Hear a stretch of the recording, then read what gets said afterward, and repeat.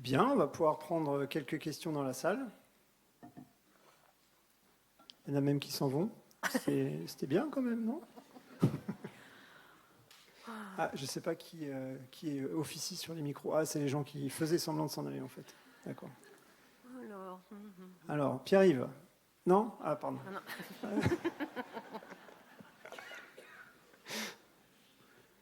Oui, bonjour, Jean-Paul Hamon, Chambre d'agriculture de Bretagne.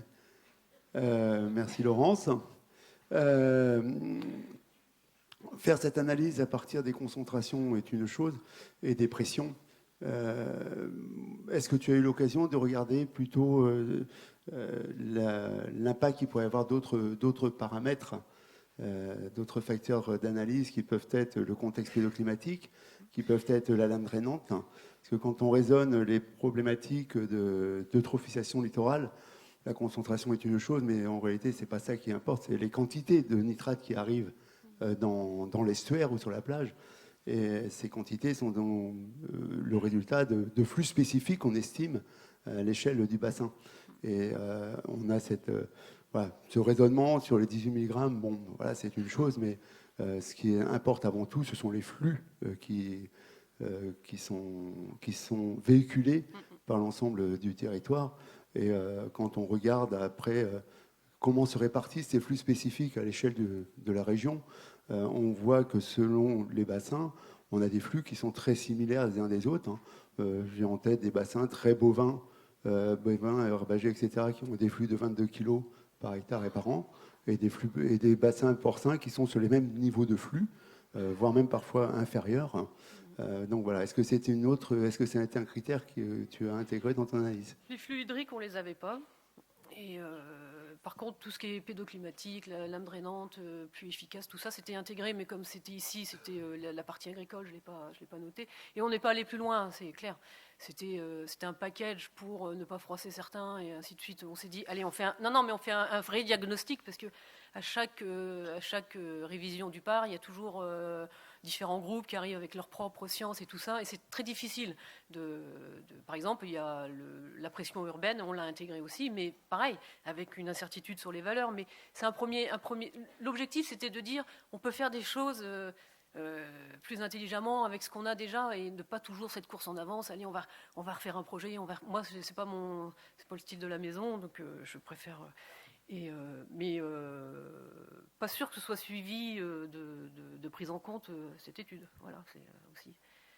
Il faudra aller plus loin. Mais je pense que ça peut aider certains modélisateurs. Parce que là, je ne sais pas pourquoi je ne l'ai pas fait.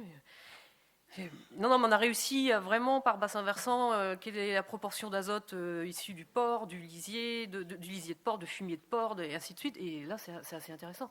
C'est ce qu'on disait, c'est pour l'ammoniac ou pour même mettre des techniques de réduction de l'azote sur du fumier, c'est beaucoup plus compliqué que sur du lisier. Donc c'est aussi pour répondre à ce genre de questions qui n'étaient pas posées, mais voilà. Merci. Je ne sais pas s'il y a d'autres questions. Oui, David, j'en ai une. Ah, merci Pierre-Yves. Non, c'est une vraie question en plus. Vous avez parlé de la redéposition d'ammoniac, justement dans l'évolution des pratiques. Est-ce que vous avez considéré l'évolution du matériel, c'est-à-dire le développement des pendillards, des enfouisseurs, etc., comme facteur? Ou est-ce que c'est un facteur d'émission égal au lisier, porc, point? Non, en fait, là c'est pareil, un calcul rapide, parce que ça a été fait pendant le Covid, dans des conditions assez réduites. J'ai pris les valeurs du CITEPA qui, eux, intègrent tout ce qui est technique de réduction de l'ammoniac à l'épandage et même au stockage et tout ça. Donc ça intègre plus ou moins. Sauf que ce taux de matériel, je l'ai appliqué sur tous les bassins versants, alors qu'il est plus... Oui, alors qu'il est plus élevé justement en Bretagne que dans d'autres zones. Voilà, ouais. Mais, non, c'est pris en compte. Mais moi, je parlais même au niveau bassin versant en Bretagne, c'est-à-dire que les bassins du Nord porcins ont mis plus de techniques de réduction de l'ammoniac à l'épandage que les systèmes bovins autour de Rennes, par exemple. Donc là aussi, c'est un lissage, mais il faudra aller plus loin. Merci. Une petite dernière.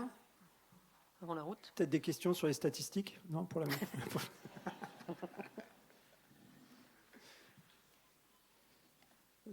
Ah, merci.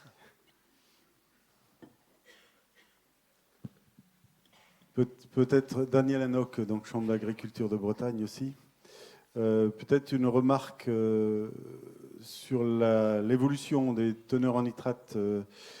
Là aussi, il s'agit de prendre en compte les teneurs en nitrate.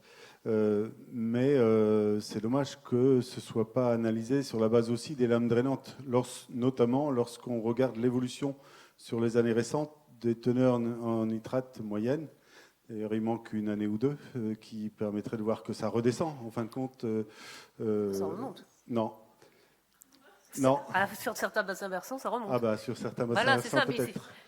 Mais toujours est-il que ça dépend quand même de la lame drainante, c'est-à-dire pour un même flux, c'est-à-dire pour une même fuite de nitrate à l'échelle de la parcelle, eh bien, si c'est lié à une faible lame drainante, on aura une concentration en nitrate qui sera plus importante et on peut même avoir des fuites qui baissent. Mais on a eu quand même sur les années récentes des lames drainantes qui étaient plus faibles que par le passé et qui expliquent aussi que les teneurs en nitrate ont du mal à continuer de baisser. Je parle de la moyenne du réseau de suivi des teneurs en nitrate en Bretagne. Par contre, si on regarde les cours d'eau, l'écart par rapport à la moyenne bretonne, justement des cours d'eau précisément dans ces bassins versants algues vertes, eh bien cela continue de s'écarter de la moyenne. C'est-à-dire s'ils étaient au-dessus, ils continuent de s'en rapprocher, et s'ils étaient déjà en dessous, ils continuent de s'en éloigner. Donc ça veut dire que les mesures mises en place dans les bassins versants, algues vertes notamment, on ne peut pas se contenter de mettre l'évolution générale des teneurs en nitrate et puis de dire que ça stagne. Il y a quand même un progrès qui continue et qui est lié, et le fait que ce soit progressif, mais vous l'avez dit aussi, hein, c'est lié au fait qu'il y a de l'historique là-dedans. C'est-à-dire que les nappes, elles sont petites, peut-être qu'elles sont renouvelées relativement facilement, mais le sol, lui, il a beaucoup plus de mémoire. Et aujourd'hui, dans les fuites de nitrate qu'on a, compte tenu des plans de fumure, compte tenu de l'ajustement de la fertilisation, compte tenu des réductions des doses, parce que les doses par rapport aux années 90 ont quand même considérablement diminué, sont beaucoup liées, peut-être plus liées aujourd'hui à la minéralisation d'automne et d'hiver que vraiment à des apports excessifs qui auraient eu lieu sur les parcelles.